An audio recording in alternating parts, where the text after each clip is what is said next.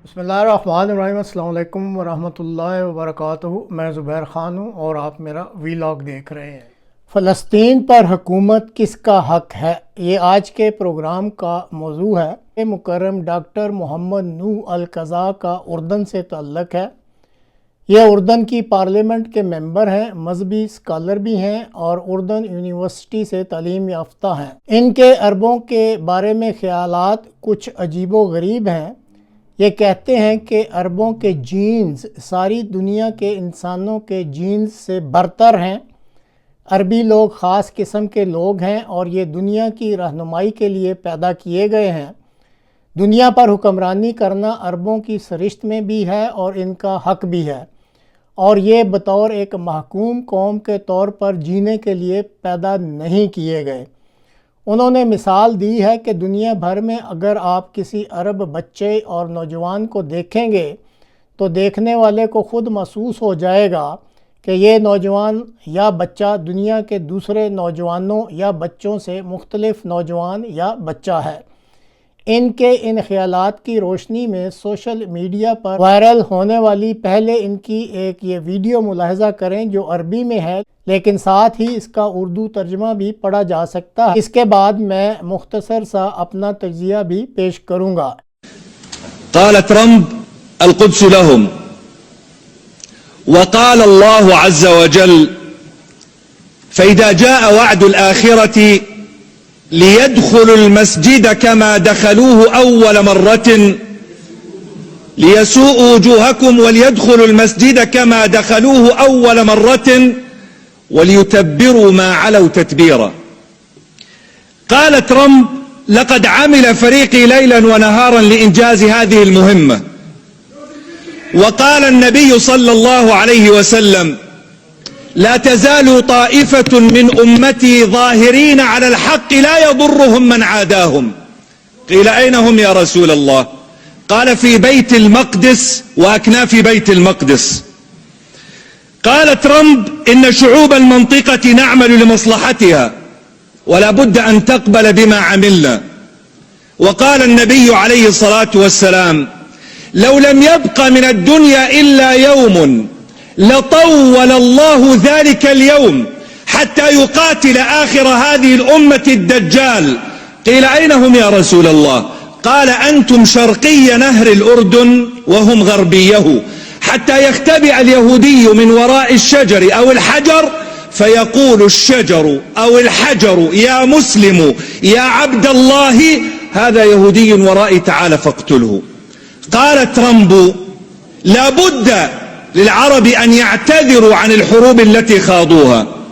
وقال الله عز وجل ولا تحسبن الذين قتلوا في سبيل الله أمواتا بل أحياء عند ربهم يرزقون. إما أن يقتلنا كلام ترامب وأعوانه، وإما أن يحيينا كلام الله، ونحن على مفترق الطرق، لأنهم يخوضون حربا عقائدية يقرؤون ما هو مسطر في توراتهم ويعملون بمقتضاه، ونحن أمة إذا لم نعمل بما جاء في كتاب ربنا فلا قيمة لنا. نحن اليوم في حالة ضعف، والضعف لا يعيبنا والاحتلال لا يعيبنا، فإن الله عز وجل يقول وتلك الأيام نداولها. وقال الله عز وجل ما كان الله ليذر المؤمنين على ما أنتم عليه من غلبة وقوة وارتفاع شأن حتى يميز الله الخبيث من الطيب.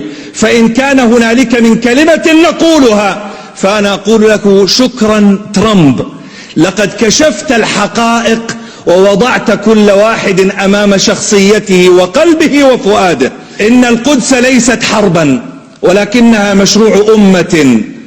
القدس ليست حربا ولكنها مشروع أمة نحتاج فيه إلى أمران. الأمر الأول ألا نقنط، ألا نهزم. لئن غلبنا على الأرض فما ينبغي أن نغلب على عقيدتنا. فقد مر في تاريخنا أن التتر دخلوا إلى بغداد فأسروا خليفة المسلمين ووضعوه في شوال من شيد وألقوه في النهر ليموت حريقا غريقا أعمى. وكان خطباء الجمعة يقولون لتفتحن القسطنطينية ونعم الجيش جيشها ونعم الأمير أميرها.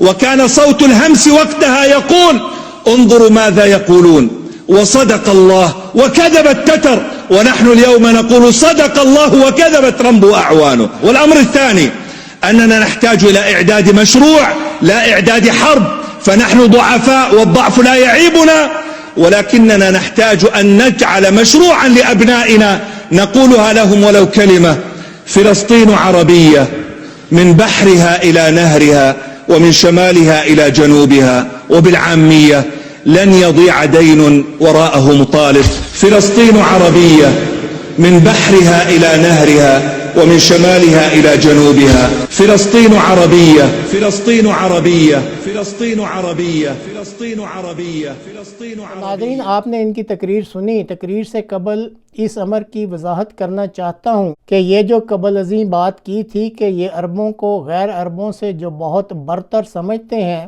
یہ سب کچھ ان کی ویب سائٹ پر موجود ہے۔ دلچسپی رکھنے والے احباب اس سائٹ کو وزٹ کر سکتے ہیں، جس کا حوالہ اس ویڈیو کی ڈسکرپشن میں دیا جا رہا ہے۔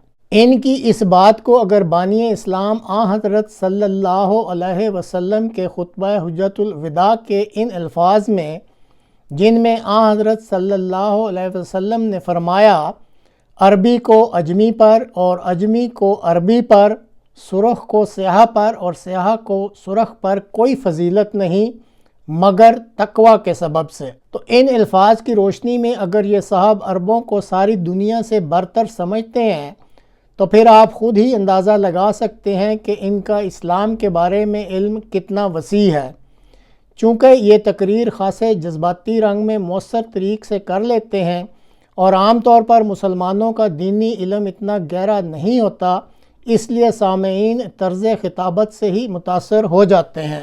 ان کی تقریر کے دیگر مندرجات پر میں کوئی بات نہیں کرنا چاہتا، لیکن فلسطین کی سرزمین پر یہودیوں پر پہلے کیا گزر چکی ہے، موجودہ صورتحال کیا تقاضا کرتی ہے، اور اس سرزمین پر حکومت کا حق کس کا ہے، اس کے بارے میں احمدیہ مسلم جماعت کے چوتھے سربراہ حضرت مرزا طاہر احمد رحمہ اللہ تعالیٰ نے قرآن کریم کی سورہ بنی اسرائیل کی آیات 5 تا 9 کی وضاحت میں یہ بیان کیا ہے کہ ماضی میں یہود کو ان کے اپنے جرائم کی بنا پر ان کے اپنے وطن فلسطین سے نکال دیا گیا تھا، اور اللہ تعالیٰ کے بہت ہی سخت نگران بندے ان پر مسلط کیے گئے تھے، جو ان کی شہر کی گلیوں میں داخل ہو کر تیزی سے آگے بڑھے تھے اور تمام شہر کو ملیا میٹ کر دیا تھا۔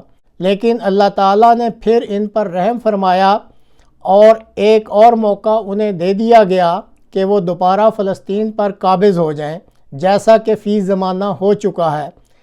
لیکن اپنی وضاحت میں آپ رحم اللہ تعالیٰ نے یہ بھی فرمایا ہے کہ اگر یہود نے توبہ نہ کی اور اللہ کے بندوں کے ساتھ رحم کے ساتھ پیش نہ آئے تو پھر اللہ تعالیٰ انہیں یعنی یہود کو فلسطین سے خود نکالے گا، نہ کہ مسلمانوں سے جنگ کے نتیجہ میں، اور پھر ان کی بجائے اللہ تعالیٰ اپنے صالح بندوں کو فلسطین کا بادشاہ بنا دے گا۔ ظاہر ہے کہ مسلمانوں کو تب تک فلسطین پر غلبہ عطا نہیں ہو سکتا جب تک وہ اس شرط کو پورا نہ کر لیں کہ اللہ تعالیٰ کے صالح بندے بن جائیں۔ اردن کے ممبر پارلیمنٹ نے اپنی تقریر کے آخر میں بہرحال ایک ایسی بات ضرور کی ہے کہ ہم عربوں کو جنگ کی ضرورت نہیں بلکہ نظریاتی اور عقائد کی منصوبہ سازی کی ضرورت ہے، اور پھر وہ کہتے ہیں کہ اسی چیز کی ہماری اولادوں کو بھی ضرورت ہے۔ احمدیہ مسلم جماعت کے مرد خدا رحمہ اللہ تعالیٰ نے اللہ کی دی ہوئی رہنمائی کی روشنی میں بہت پہلے سے یہ بتلا دیا ہوا ہے کہ اس علاقے کے حصول کے لیے جنگ کی نہیں بلکہ مسلمانوں کو اپنے عقائد اور نظریات کو درست کر کے قرآنی تعلیمات کی روشنی میں اللہ کے صالح بندے بننے کی ضرورت ہے۔ اب دیکھتے ہیں عرب اقوام کب اپنی مذہبی اصلاح کی طرف توجہ دینی شروع کرتی ہے اور یہ صاحب اس اصلاح میں کیا کردار ادا کرتے ہیں۔